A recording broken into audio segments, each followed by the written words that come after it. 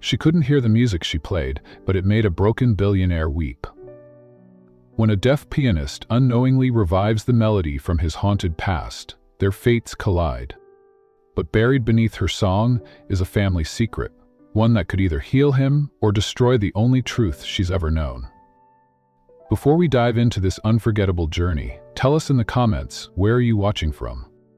If stories about love, sacrifice, and second chances speak to your heart, hit that subscribe button, because tomorrow we're bringing you another powerful story you won't want to miss. The late afternoon sun filtered through the cafe windows, casting golden light over chipped tables and half-sipped lattes. Inside, silence wasn't just heard, it was felt, and yet, in the far corner, a girl played a melody so rich in emotion that time seemed to slow. Maya sat at the upright piano like it was a part of her body. Her fingers danced across the keys, gliding with instinct, not sound. Born deaf, she had never heard the music she played, but she knew it in her bones. It wasn't just notes, it was story. It was everything she couldn't say aloud. Customers paused, mid-conversation, as the music floated through the air. Some turned toward her with soft eyes, some with tears. None knew that the girl who played so soulfully couldn't hear a single note. She simply closed her eyes and poured her heart into every chord. Across town, Damien Wolfe sat in the back of a black SUV, staring out the window as rain began to streak the glass. Another meeting, another meaningless merger. Life had become a spreadsheet, profitable, predictable, and painfully. He was once a pianist too, long ago. Once someone who believed in melody and moments. But after a betrayal that left him emotionally shattered, he had locked that part of himself away. Music only reminded him of loss. That evening, his driver stopped at a small, unknown cafe to escape traffic. Damien was going to stay in the car until the melody hit him. It came through the cracked open door, familiar yet impossibly different. He stepped inside. The moment he saw her, he froze. The song she played wasn't just beautiful, it was haunting. A reimagined version of a piece he thought only one other person knew. A piece composed years ago by someone who had destroyed him. He sank into the corner booth, shadows cloaking his presence. He watched her intently, noting the precision of her fingers, the raw emotion she poured into each note. She wasn't copying, she was feeling. She was living it. The barista approached with a soft voice. "First time here?" Damien's eyes didn't leave Maya. "Who is she?" "This Maya. She's here every Wednesday and Saturday. Doesn't talk much. Can't hear, but she plays like she's listening to every heartbreak in the world." Damien's jaw tightened. "What's her last name?" The barista blinked. "Don't know, just Maya. She's kind, quiet, doesn't even take tips." Damien nodded once. Something stirred in his chest, an ache he thought he buried years ago. At the piano, Maya played her final chord, holding the note a moment longer than needed. The room was silent for a beat, and then applause broke through like a dam had cracked. She smiled, politely, signed "thank you" with her fingers, then stood, bowing gently. Damien didn't move. He didn't clap, he just watched. Later that night, Maya returned to her small apartment. Walls covered in hand-scribbled sheet music, sketches of flowers, and pages of journal entries no one ever read. She curled into her chair, opened her worn notebook, and began writing with her favorite fountain pen.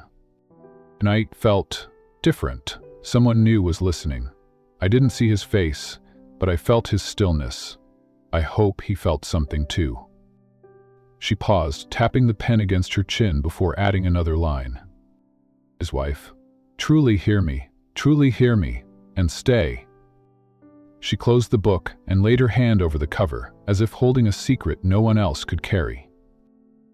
Down the street, Damien sat in his penthouse, staring out at the city skyline, his hand resting on the piano he hadn't touched in 7 years. That melody, it shouldn't exist. But she played it. And now, he needed to know why. The next morning, Damien didn't head to the office. He returned to the cafe. He stood outside for a moment, watching through the glass as Maya wiped down the piano keys, unaware of the world behind her. She moved with calm purpose, folding the cloth carefully, her movements quiet and graceful. When she turned toward the counter, Damien stepped inside. This time, he didn't take a seat in the shadows. Maya noticed him, just a flicker in her peripheral vision, but she didn't approach.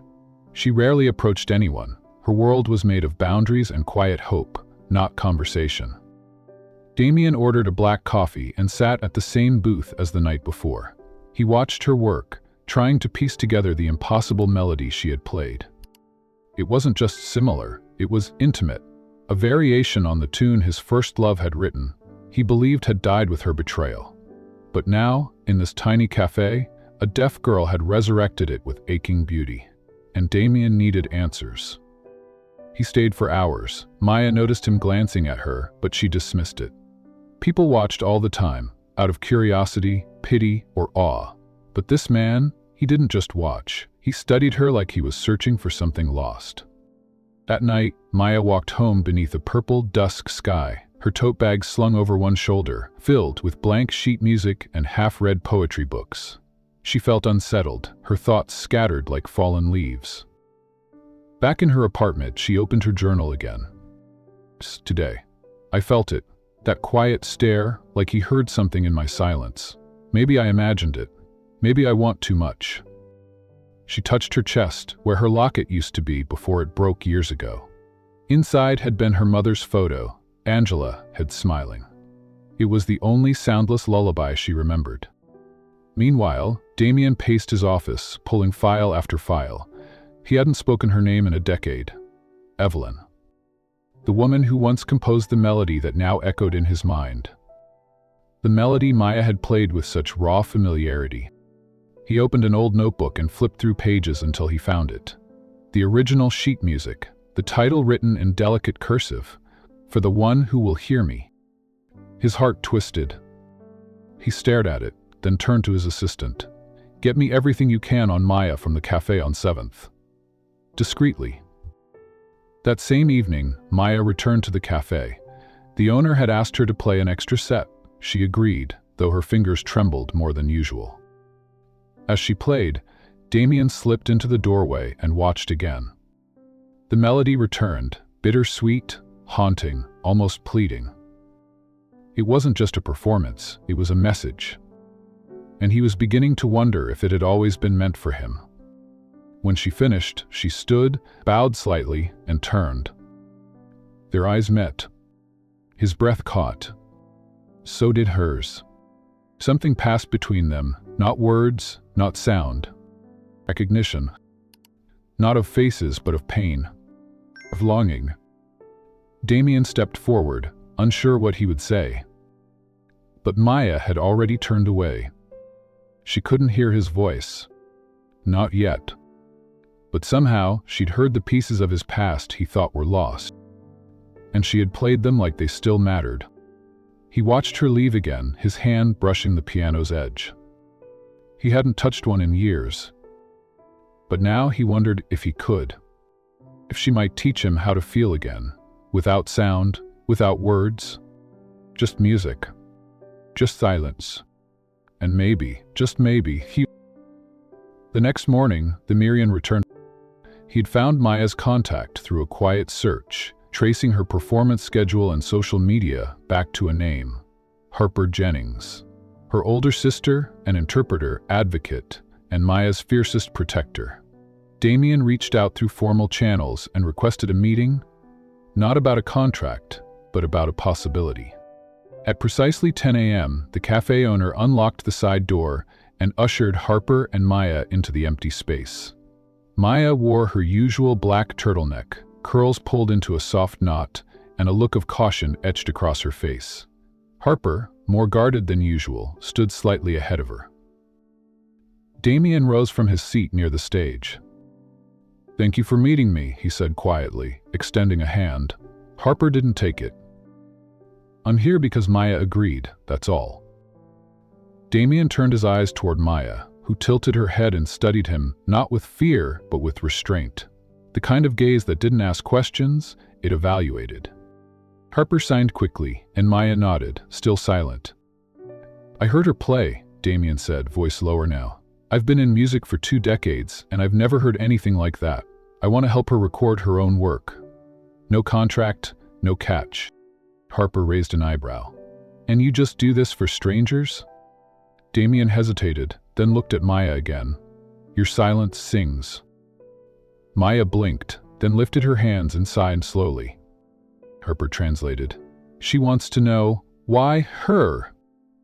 He took a breath. Because in one song, she said what I haven't been able to say in years. Harper paused, stunned.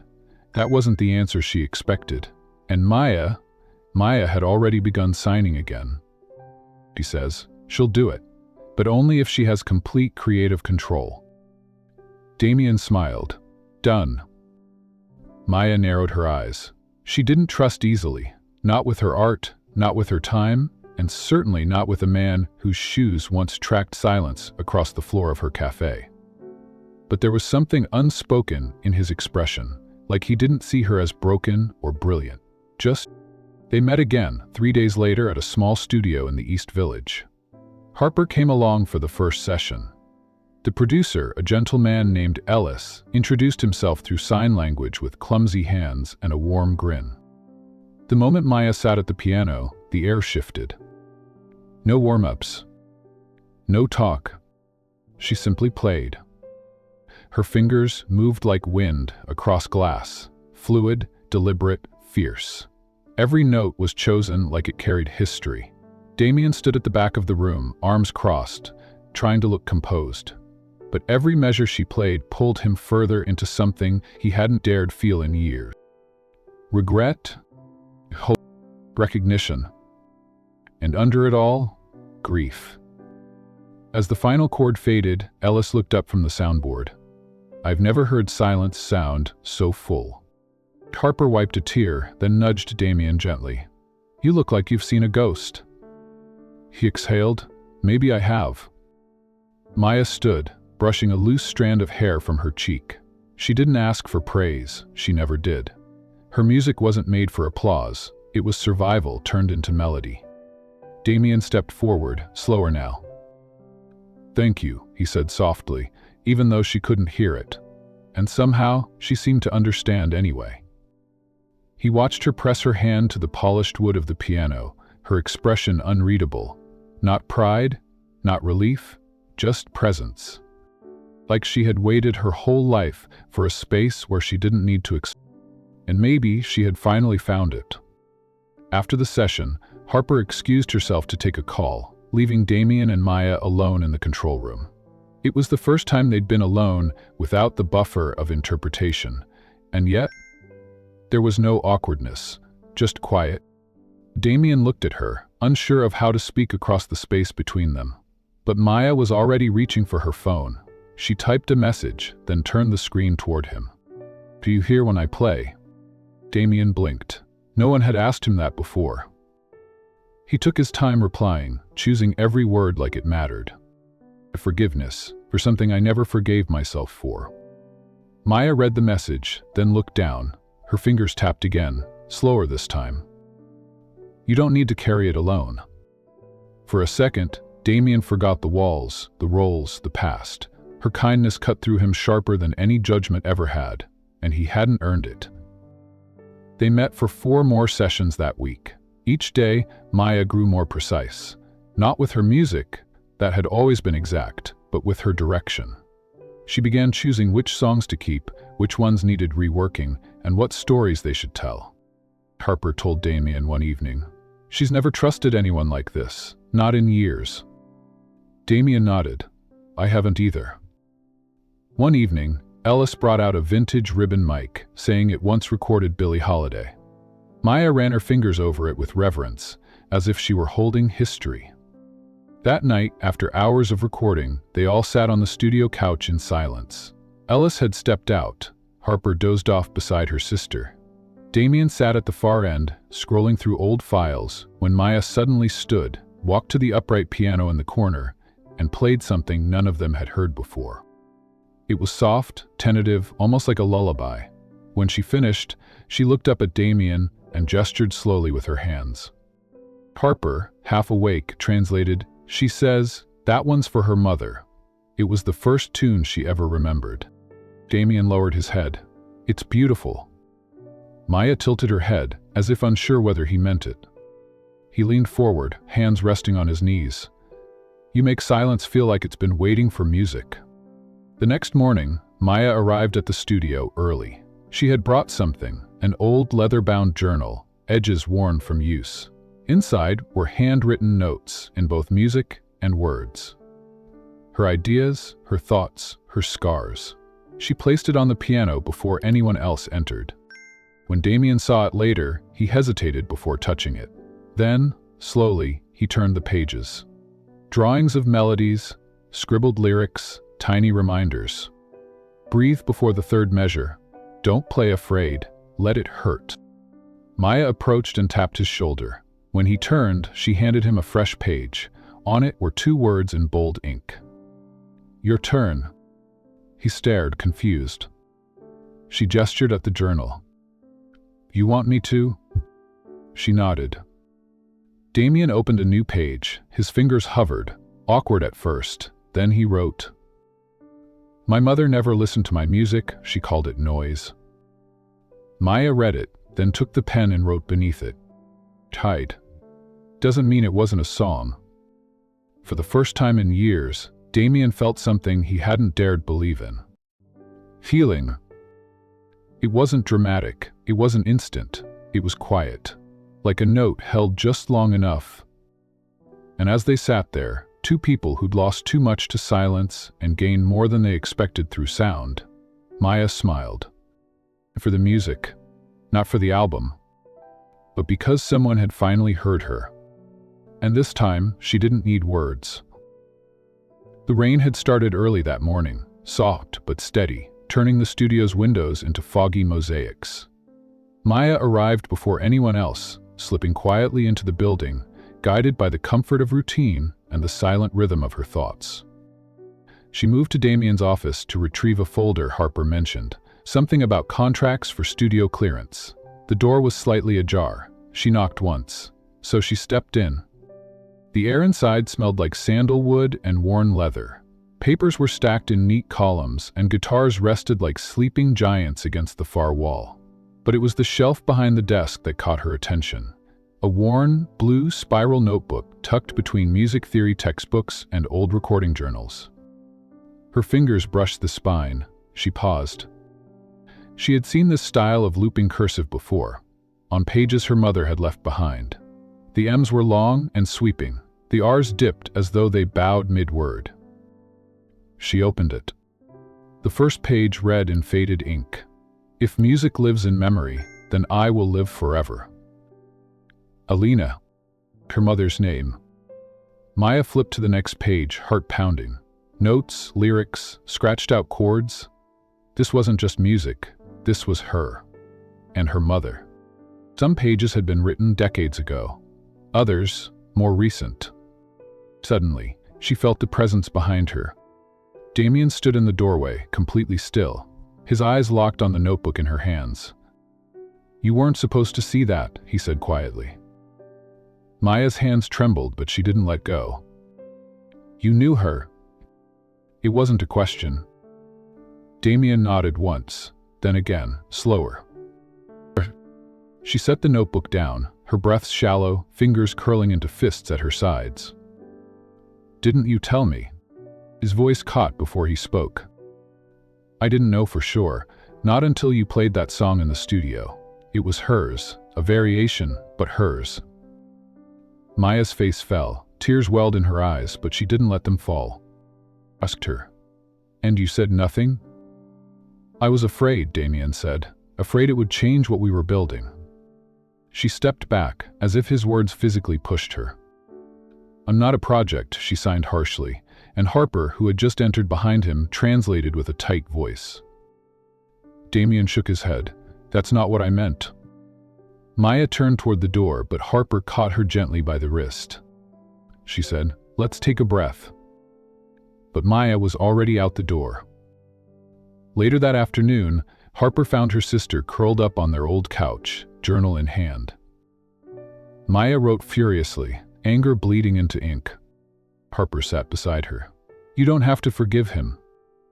Maya wrote, "He knew her. He has pieces of her I never did." Harper read it and sighed. "Yes, but don't lose yourself in his sorrow, Maya. You fought too hard to find your voice." That night, alone in the dark of his office, Damien sat at his desk, elbows on knees, head bowed. The blue notebook rested beside a small device, an old recording memo player from his college days. His thumb hovered over the worn play button. Then he pressed it. The hiss of static filled the room for a second. Then her voice came through, soft, melodic, humming the lullaby Maya had once played in the studio. The same tune Elena used to sing when she thought no one was listening. And then, a soft coo. A baby's gurgle. "Maya?" His hand covered his face. Not in shame, not in guilt, but in ache. For what could have been. For what was never said. And for a melody he couldn't unhear. The next morning, Damien arrived at the studio before sunrise. The city was still waking, but he couldn't wait another hour without trying. He found Maya seated at the grand piano in the rehearsal room, her back straight, shoulders tense. She didn't turn around when he entered. He approached slowly, not daring to cross the invisible line she'd drawn between them. "To it," he said. "The voice memo, from years ago." Maya's fingers paused over the keys. "He sang to you," he continued, voice low, "in the kitchen of a too small apartment with cracked tiles and dreams too big for her lungs. I was there, once. I thought I left everything behind, but your music brought it all back." Maya turned to face him. Her eyes were red, but she didn't flinch. She raised her hands to sign. Harper wasn't there to translate this time, but he was starting to understand the shape of her language. "You said nothing because you were afraid. But I grew up afraid, of being forgotten, of not mattering." Damien nodded, taking the sting like a blade he deserved. "She told you," he admitted, "but I didn't want you to think I saw your mother when I looked at you." "Do you?" Maya asked with her eyes, her whole body. He hesitated, then answered truthfully. "Sometimes, but now I see you more." She studied him, the weight of years unspoken between them. Then she opened the notebook again and placed it between them. "Was this your song too?" she sighed. He smiled faintly. "She wrote the melody. I helped shape the bridge. We argued for hours about the tempo." Maya touched the edge of the paper, a small smile flickering across her lips. "She said music would save me," she signed. "But I never believed it." "You saved yourself," Damien replied. They sat in silence, pages rustling, as Maya turned to a blank sheet at the back of the notebook.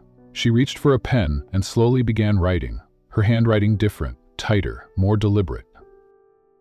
Damien leaned over and read the title, "For the Woman We Lost, for the Girl I Found." Later that day, Harper entered the studio to find the two of them hunched over the piano, their heads close together. Damien played chords softly, taking her cues. Maya scribbled notes furiously, then nodded for him to try again. There was no anger now, just collaboration and healing. Harper leaned against the doorframe, arms folded. "Guess I'm not needed anymore," she whispered with a warm smile. Evening, the three of them shared dinner at Maya and Harper's small apartment. It wasn't glamorous. Bologna and spaghetti with too much garlic and brownies that sank in the middle, but it was real. Damien looked around the table and saw something he hadn't known he was searching for. Belonging. After dinner, Maya reached into her drawer and pulled out a faded photograph. It was the only one she had of her mother. Elena stood in a sunlit field, wind tossing her hair, a guitar slung over her shoulder. Maya placed it between them. "Music?" she signed slowly, carefully. "But maybe you were the echo." Damien's throat tightened. "And you were the unfinished song she never got to sing." For the first time, he saw Maya not as the daughter of a woman he once loved, not as the silent pianist who broke his composure in a quiet cafe, but as her own soul, loud in silence, fragile in strength, and full of melodies the world hadn't earned. As Maya closed the journal that night, she wrote one last line on the inside cover. Some legacies are born in blood, others in music, and mine was both. The folder in Maya's lap felt heavier than it should. Sealed with a blue ribbon and labeled, "Confidential, Adoption Records, Maya Elena Castillo." It had taken her weeks to access. Most days she told herself it didn't matter who raised her, who loved her now. That was what counted. But the melody in Damien's notebook, the note in the locket, and the ache in her heart said otherwise. She sat on the worn steps outside the county building, untying the ribbon with trembling hands. The paper inside was yellowed at the edges, some words blurred with age. But one name repeated, like a refrain: Victor Hale. She'd never heard of him, not from Harper, not from Damien. But there he was, listed as the emergency contact on the hospital intake form the night she was born. Again on the adoption transfer file, and once more on the medical clearance report. Why would a man with that name be tied to her beginnings? She searched public directories, and within an hour she had an address, an old brownstone tucked behind Central Park. Harper offered to go with her, but Maya shook her head. This one she needed to face alone. Victor Hale opened the door after the third knock. Tall, angular, gray hair swept back with rigid precision. His eyes flickered when he saw her.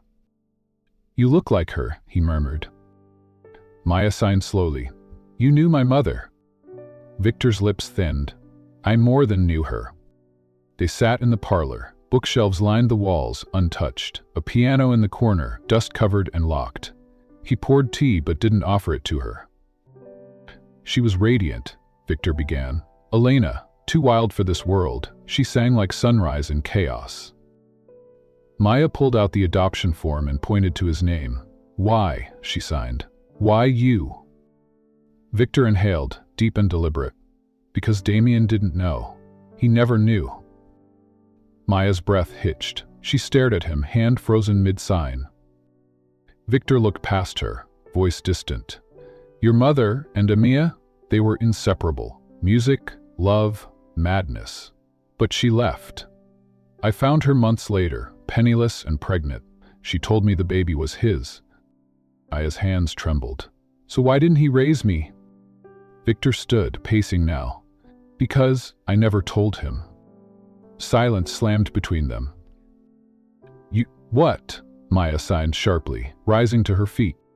Victor's face twisted, not in regret, but in possession. He already had everything, the label, the talent, the world bowed for him. "I always thought if I raised the child quietly, maybe I could hold on to a piece of her." Tears blurred Maya's vision. She clutched the journal in her bag. The songs, the silence, the years of not knowing. "You stole me," she sighed with rawness. Victor didn't respond. Maya didn't wait for him to. She turned and ran. Through the street, down the subway, past the turnstiles. Her heart pounded with rage and realization. By the time she burst through the studio doors, the sky had darkened. The lights were off in the main control room, but she saw Damien through the glass, seated alone, headphones on, her raw vocal track playing in the background. Just piano and breath. No filters, no edits. Just her. He didn't notice her at first, not until she stepped inside, tears streaking down her cheeks. He turned, removing the headphones slowly. "Maya?" She nodded, walked to him, and stood so close he could feel the heat in her grief. "She was mine," Maya signed, chest rising and falling. "And yours." His face changed. She pressed her hand to her chest. "Let's not lose her again." Damien stared at Maya, the gravity of her words crashing over him like waves. He opened his mouth to speak, but no sound came. For a man whose world had been defined by lyrics and chords, he suddenly had none. Maya reached into her coat pocket and handed him the folded hospital form with Victor's name scrawled at the bottom. Her hands shook. Damien took it gently, his eyes narrowing as he read. He didn't blink for nearly a minute. "She knew," he said finally, voice hoarse. "Victor knew all this time." Maya nodded, and for a moment, silence stretched between them, not empty, but full of everything unspoken.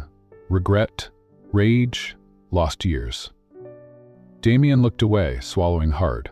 "She never told me, she just disappeared." He stood and walked to the console, running a hand over the smooth buttons like they were rosary beads. I spent years writing songs trying to forget her, and now? She gave you something, Maya sighed. Me? He turned, startled by her courage. And what did I give you? Maya smiled sadly. Hope. Even if you didn't mean to.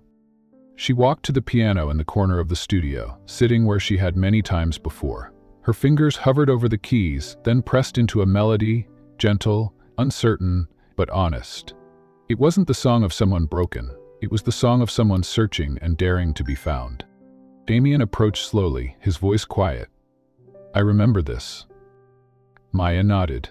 It's in her journal. The lullaby. A lump formed in his throat. He reached into his pocket and pulled out a tiny recorder, worn and chipped. He clicked it on. A soft voice filled the room, fragile but warm. Maya, little star, where you are, I will always be near. It was her mother, singing. Maya's fingers faltered, her shoulders trembled. Damien sat beside her without a word, both of them bathed in the sound of a voice they had each been robbed of in different ways. When the tape ended, the room was quiet. Maya sighed slowly. I don't want revenge. I want remembrance. Damien nodded. Then let's remember her, right? Later that night, they hung framed lyrics from Elena's journal on the studio wall. Not for publicity, not for the world, just for them. The next morning, Harper arrived with coffee and news. People online are talking. They're calling you a fraud, saying Damien's only promoting you out of guilt. Maya shrugged, unbothered for the first time. They can say what they want. Damien glanced up from the keyboard. We're not chasing fame, we're restoring legacy. The three of them, Maya, Damien, Harper, sat around the piano that afternoon, each taking turns with melody, harmony, silence. They weren't perfect, but they were together. Later, Maya returned home and pinned the final page from her mother's journal above her writing desk. It read, If this ever reaches you, my little melody, know that I loved you every second. I only hid because I thought love wouldn't be enough. But you were always more than enough. Maya pressed her fingers to the words, then turned to her keyboard and began composing. Not from memory, not from loss, but from something entirely new. It's beginning. Damien stared at Maya's hands as she signed the words again. She was mine. And yours. Let's not lose her again. He couldn't move, couldn't breathe for a moment. The weight of years, of silence, of not knowing, crushed against his chest. Finally, he nodded, slowly, and stood up from the stool beside the console. Maya's rough demo echoed faintly from the speakers. The melody was haunting, stripped of perfection, yet full of something no polished performance could capture. He stepped closer, his voice hoarse. I never knew she died giving birth. Victor, he told me, she laughed. That she didn't want to be found. Maya clenched her fists. Her heart ached, not just for herself, but for the man who had spent years mourning a lie. She sighed slowly. He wanted you to hate her, to forget. But now we know, and we can choose what to do with it. Is with down. We choose music, for her. They both knew it wasn't just about melody, it was about reclaiming legacy. Maya had inherited her mother's fire, Damien had guarded her ghost. Now, they would bring her voice back together. The next morning, Damien called a team meeting. The studio buzzed with tension as producers, label lawyers, and investors crowded into the boardroom. Damien stood at the head of the table, Maya by his side. We're restructuring the contract, he said. Maya will retain full ownership of her masters. No compromises. A murmur of confusion and discomfort rolled through the room. An executive, a thin man with sharp glasses, spoke up. That's not standard. She's a debut artist. She's not standard, Damien said coldly. She's legacy. Maya tapped the table softly, then signed. Harper, seated nearby, translated with a calm voice. My music is my voice, and my voice isn't for sale. The room fell silent. Still, not everyone was on board. Hours later, after most had left, one of Damien's longtime investors cornered him in the hallway. "You're risking everything for her," the man said. "For a girl who never asked for this world." Damien's eyes narrowed. She didn't ask to be silenced either, but that didn't stop everyone from doing it. The man scoffed and walked away. That night, a crisis erupted. Damien's label email account was hacked. Personal memos, unreleased demo files, and private exchanges between him and Maya were leaked onto an anonymous music blog. Headlines screamed, "Billionaire producer grooms deaf prodigy." Was it really love between Damien and Isabella? The worst part, someone had edited a rough video of Maya recording, looping moments of Damien watching her with an intense gaze, twisting affection into manipulation. When Maya saw the footage, her hands trembled. Harper tried to close the laptop, but Maya shook her head. She needed to see, needed to feel the sting. Then she opened her journal and wrote a single line. "Let them hear the noise. I'll answer with music." At the studio, chaos reigned. Phone lines rang non-stop. Social media boiled with divided opinions. Some defended Maya's talent. Others called her an opportunist. Damien locked himself in his office. He hadn't spoken to anyone in hours. Maya arrived at the studio early the next morning, alone. She walked into his office without knocking. He didn't look up. "I'm sorry," he whispered. "I should have protected you." She sat across from him and sighed firmly. "No one protects my voice but me." He looked up finally, meeting her eyes. "They can leak sound," she signed, "but they can't create silence. That's mine, and I will choose what to fill it with." Maya left Damien's office and headed straight to the recording booth. The studio was still, but she moved with purpose. She placed her fingers gently on the keys, then on the strings. She didn't need the world to be quiet. She just needed to listen in her own way. And when she began to play, her music spoke louder than any headline ever could. Harper entered a few minutes later and froze in the doorway. Tears brimmed in her eyes as she saw her sister playing, not with rage or fear, but with grace. Maya's composition wove pain into strength, silence into expression. It was a song not for critics or tabloids, but for her mother, for herself, for Damien. By noon, Damien reappeared, transformed. He entered the booth, not as the producer or protector, but as her partner in truth. "Let's release this," he said, "raw as it is." Harper translated Maya's sign back to him. "Yes, let them hear what healing sounds like." They titled the track Unwritten Lullaby, and within 48 hours it hit every platform. At first the comments were skeptical, but something happened that no one expected. Listeners, some hearing, some deaf, some in between, shared their own stories. One by one, the floodgates opened. "I lost my mom too," one wrote. "This song brought her back to me for 3 minutes." Another shared, "I don't even know ASL, but I feel her, every note, every pause." And just like that, the narrative shifted. Maya wasn't a scandal, she was a mirror, and people saw themselves in her reflection. The label issued a public apology for the breach. Damien launched an investigation and fired 2 staff members tied to the leak. He didn't flinch, didn't hide. Instead, he held a press conference. Standing beside Maya and Harper, he said, "My name has opened doors I never earned. Hers has broken through walls no one thought possible. From now on, we build together." Maya held up a simple sign to the cameras. "Music isn't what you hear, it's what you remember." The moment went viral. That week, invitations poured in. Talk shows, streaming platforms, music festivals. Maya declined all but one, a local school for deaf students. She offered to lead a workshop. On the day of the class, she wore her mother's bracelet. Damien waited outside the classroom, watching through the window as Maya taught small hands to express sound with movement. Laughter bounced silently between the walls, joy so loud it needed no volume. Afterward, Damien walked her home. They paused under a blooming magnolia tree. "I used to think success meant power," Damien said softly. "Then I met you. Now I know you means clarity." Maya smiled, then sighed. "Success is remembering who you are after they try to write you out." He nodded. You rewrote us both. That night, they signed the revised contract. Full ownership, full creative control, a joint foundation in Isabella's name, offering scholarships for young artists of all abilities. And one final clause, Maya's choice. She added it herself. The music released must be accessible, with subtitles, sign-integrated videos, and emotion-based cues. When Damien saw the addition, he whispered, she would have been proud. Maya didn't respond. She didn't need to. She simply opened her journal and wrote.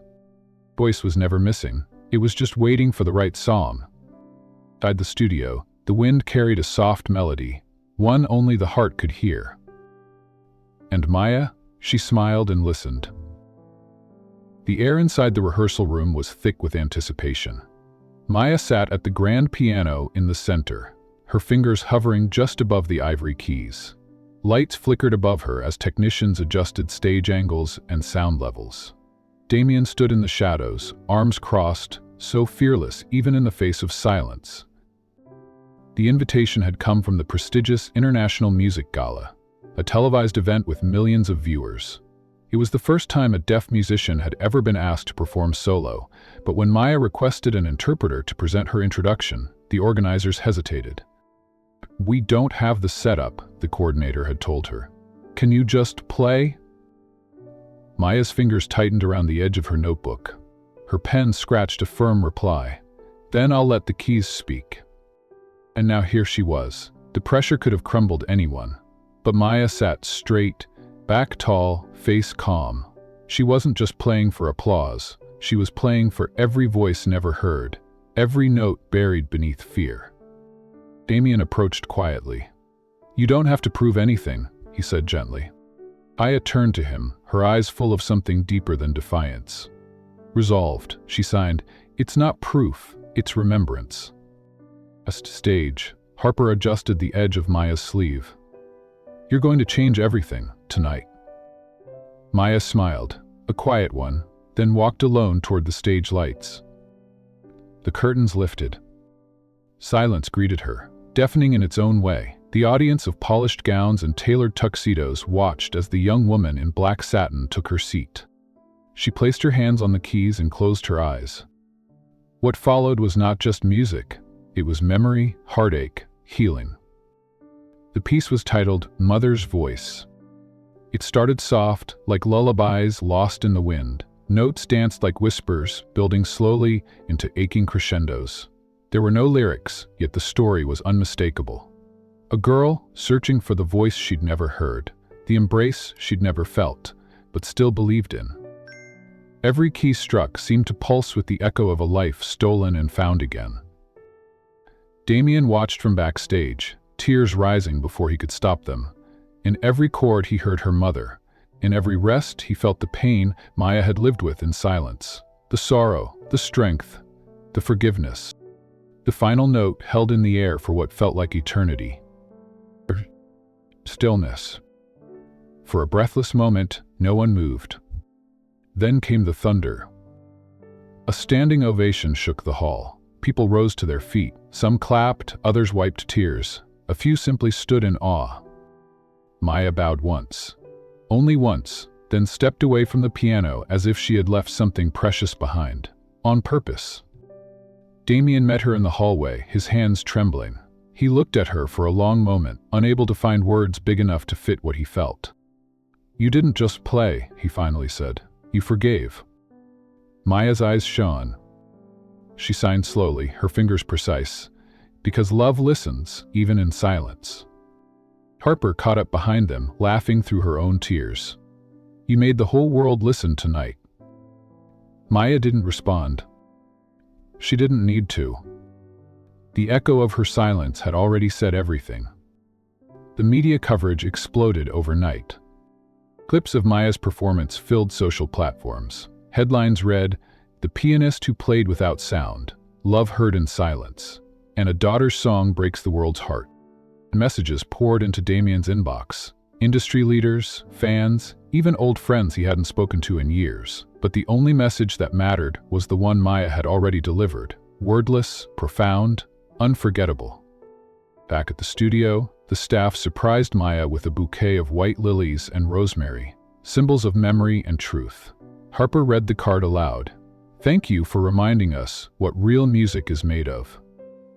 End of comments. The Gaelic team. Maya traced her fingers across the petals and closed her eyes, breathing it in.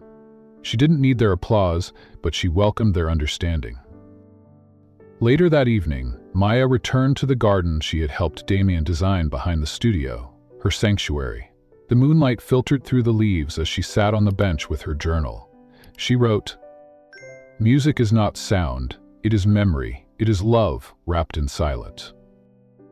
Damien appeared beside her, holding 2 mugs of tea. He handed her one without a word. She smiled. They sipped quietly. He reached into his coat pocket and pulled out a small photo. It was old and creased, edges worn, a picture of Maya's mother. Young, vibrant, eyes full of mischief, as she held a baby close to her chest. Damien placed it beside Maya's notebook. "She used to sing that lullaby every night," he said softly. "The one you played. I never told anyone. I didn't think I ever would." Maya gently pressed her hand to the photo. "Do you think she knew I'd find my way back to her?" she signed. Damien didn't answer right away. His eyes glistened. "I think she left the melody in your bones. It led you back." They sat in the garden long after the tea cooled. Across the city, teachers played Maya's performance in classrooms. Parents showed it to their children. Deaf musicians began posting their own silent songs in tribute. One little girl, barely 10, signed on a viral video. "She made me believe I can sing too." The impact rippled far beyond the gala. It reached hearts Maya would never meet, places she'd never go. And yet, it all began from a corner cafe with an upright piano and a young woman who couldn't hear a note but still knew how to make the world listen. Weeks later, Maya was invited to speak for Sign at a global conference for inclusion in the arts. Harper stood proudly beside her as interpreter, but Maya began the speech with her hands resting gently on the podium. First sentence, "I was told silence is a barrier, but now I know it's a bridge." That night, back at the studio, Damien approached her with something new, a leather-bound scorebook, freshly printed. On the cover, Mother's Voice, a collection of pieces by Maya Hale. He placed it in her hands. "Your story, your music, the world needs it." Maya looked at him, tears threatening again. She signed slowly. "It was never just mine." I whispered, "It was hers, yours, ours." And in that moment, the silence between them didn't feel empty.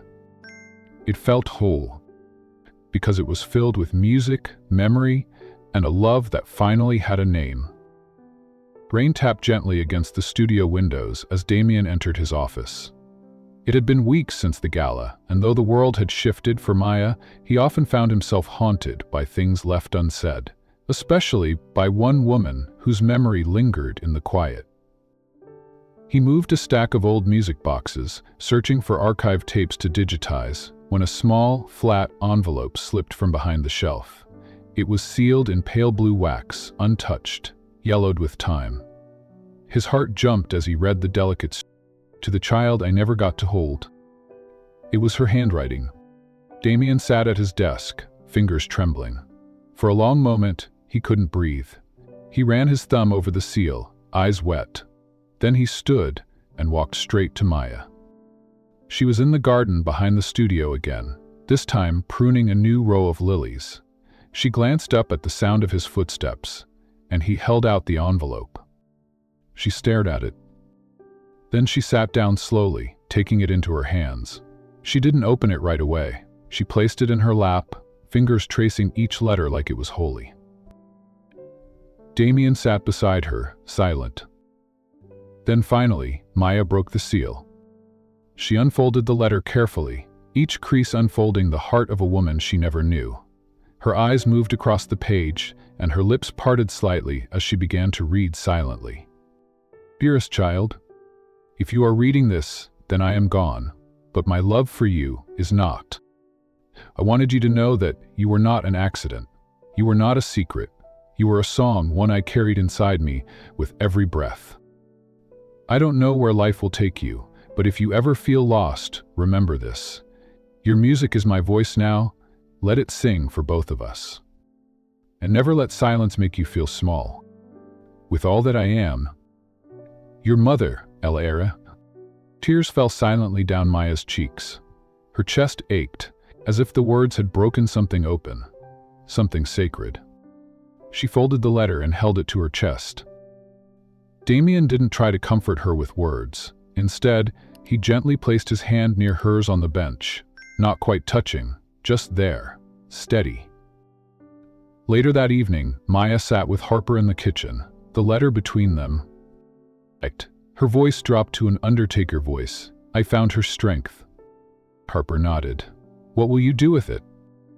Maya didn't hesitate.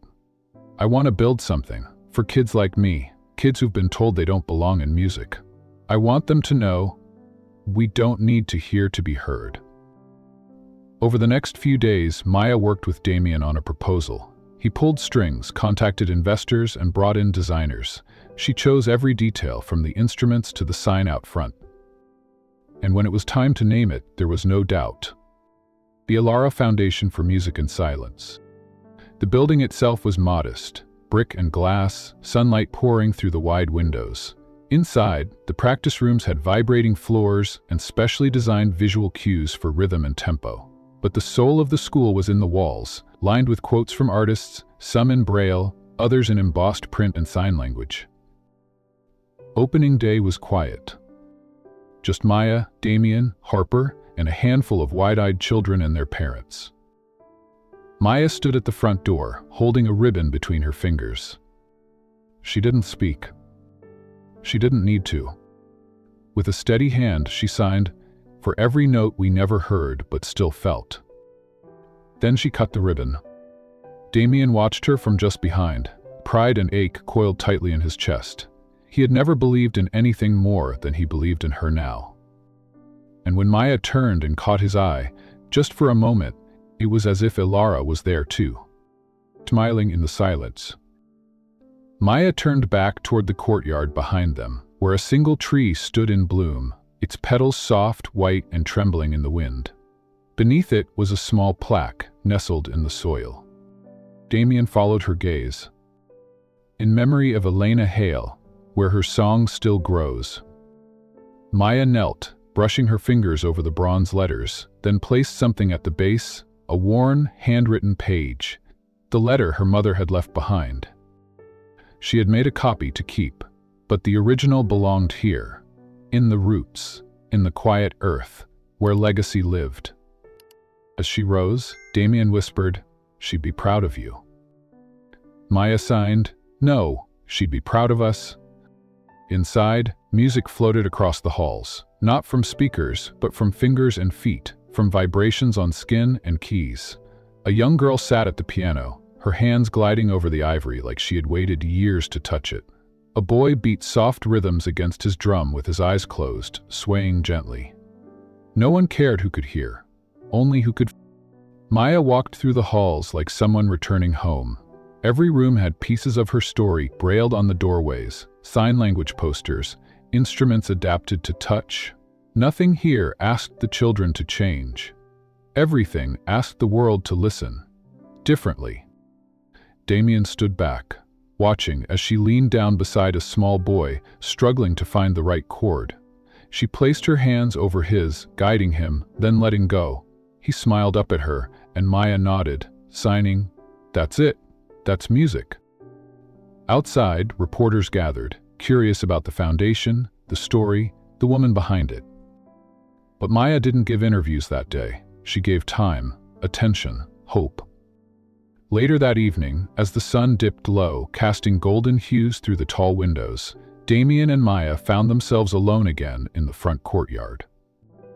They sat on the low stone wall, shoulder to shoulder, still lingering inside. A quiet peace settled between them. No demands, no noise, just presence. Damien cleared his throat, then looked down at his hands. "There's something I've never said." Maya tilted her head. "I thought I lost everything when Elena died. I thought life had nothing left to offer me. But then I met you, and I saw her again. Not in your face, but in your strength, in the way you never stopped fighting, in the way you taught me how to listen again." He turned to her, eyes filled with something raw and reverent. "Thank you for letting me be a part of your music." Aya smiled softly, her hands rising to sign one simple sentence. "Thank you for not turning away."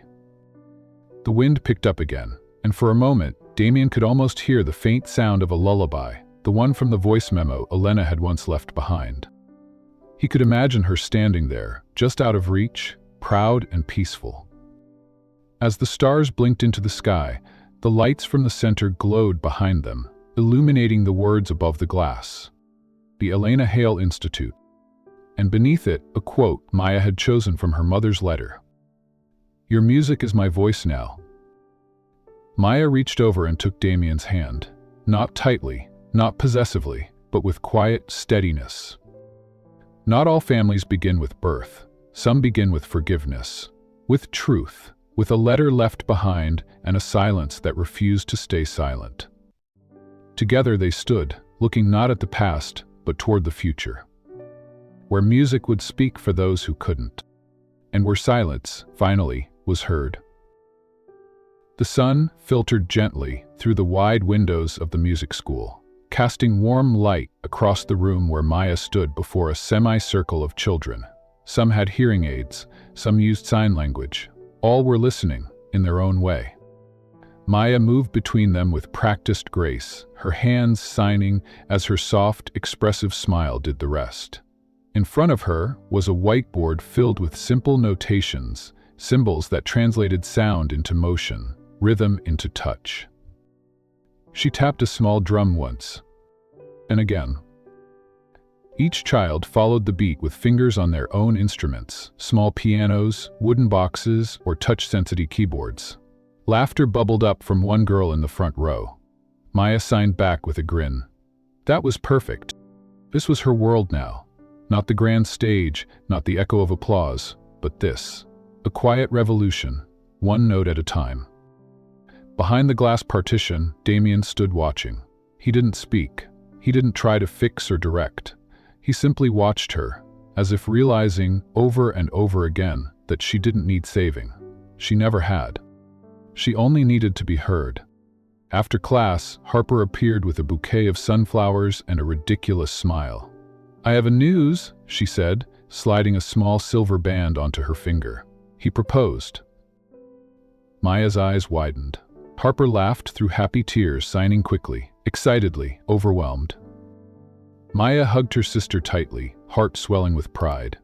Harper had been her strength, her translator, her tether for so long. Now, she had someone who made her feel just as whole. Later that evening, the recital hall was dimly lit. A single spotlight illuminated the piano on stage. Maya stepped out in a flowing blue dress, the same color her mother once wore in a faded photograph Damien kept in his drawer. She sat, adjusted the bench, and placed her fingers on the keys. The room held its breath. She signed once toward the audience before playing, her movements deliberate and clear. 2015, for the silence, it helped me hear.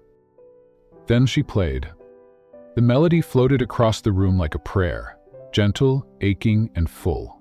It wasn't loud, it wasn't technical, but it was pure. A lullaby, composed in the margins of her notebook, for the mother she never got to meet. In the final note, her hands lingered on the keys. Stillness. Then, from the front row, Damien stood. The applause came a second later, rolling like thunder, but his voice, barely above a whisper, carried straight to her heart. He stepped onto the stage slowly, as if afraid the moment might vanish. She turned to him, unsure but steady. Damien looked into her eyes, then held up a small card he'd written on beforehand. It said, "Will you let me stay? Not as your past, but your future." Maya read it, her heart thudding. Slowly, she reached for his hand. She signed with one word, mainly, "If you promise to listen." The hall erupted once again. But to Maya, all she felt was peace. Outside, The moon bathed the brick facade of the music school in silver light. Above the door, etched in bronze, was a plaque that read, "Her name was Maya Lin. Her song never ended." Later that night, the school's hallway was empty, echoing only the soft hum of overhead lights. Maya walked slowly past the framed photos now lining the corridors. Slowly, children, music recitals, pages of hand-signed lyrics. Her fingers brushed over one frame, her first-class photo. Each child had signed their name on the bottom, next to hers, Miss Maya.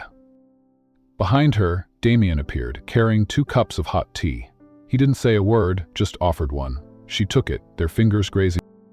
They walked side by side down the hallway, no destination in mind, simply letting the silence speak. Maya paused at a glass case near the entrance. Inside was a weathered journal, her mother's. It was open to the last page, the one Maya had read so many times the ink had faded. Card read, "To the child I never got to hold. Your music is my voice now." Next to the journal sat the silver locket Damien had given her months ago. Inside, her mother's folded note remained untouched, like a time capsule from love long buried but never forgotten. Maya leaned her head against the glass for a moment, her eyes closing. Flip-flop. "I thought letting go meant forgetting," she signed slowly, turning toward Damien.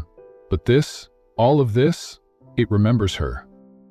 Damien nodded. His voice was low, steady. "You gave her back to the world." They walked outside, where a gentle breeze carried the faint scent of roses from the garden behind the school.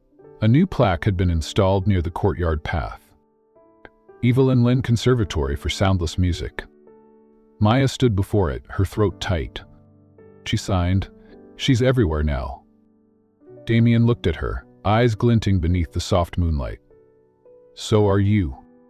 The silence that followed wasn't awkward. It was full, rich, like left unresolved but not unfinished. Suddenly, the front doors opened behind them. Harper emerged, still glowing with the joy of her engagement, her fiancé's hand wrapped gently in hers. "They're waiting," she called. "The kids are doing a surprise performance." Maya's eyebrows lifted. "He said it's for their favorite teacher," Harper said with a wink. Inside the recital hall, Maya took her seat next to Damien, who gently rested his hand on the armrest between them, but didn't push closer. He knew better now. He didn't need to be in control, he just needed to be present. The curtains rose. A group of students stood on stage, a mix of children with hearing loss, cochlear implants, and hearing students who had all learned to speak in signs and song. The music began. But it wasn't a traditional performance. Each child played a part of Maya's original lullaby, the one she'd written for her mother.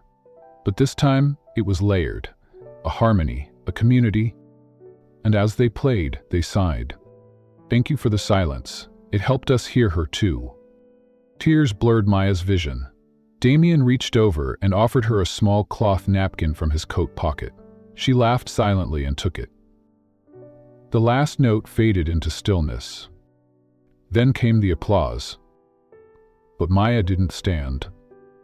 She sat there, hand on her heart, eyes shining. 'Cause she knew. Her story was no longer about silence or pain. It was about legacy. It was about how a melody, once lost, could become a movement. Outside the recital hall, the final plaque gleamed under the soft exterior lights. Her name was Maya Lin. Her song never ended,